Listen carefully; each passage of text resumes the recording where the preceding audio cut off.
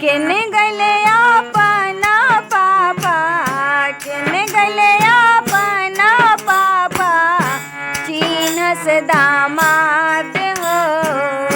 इहे हमें की दोसर हमें परिचय की ना हो।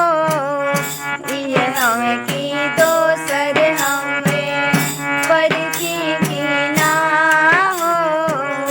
इहे हमें की दोसर हमें केने गले अपना पापा, केने गले अपना पापा, चिन्हस दामाद हो।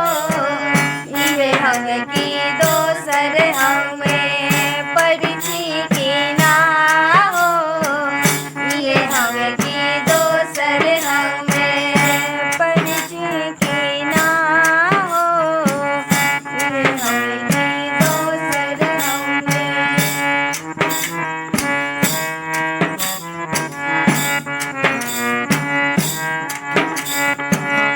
सिरवा पर टोपी रहे, सिरवा पर टोपी रहे, सूट बूट पहिरले हो। सिरवा पर टोपी रहे, सूट बूट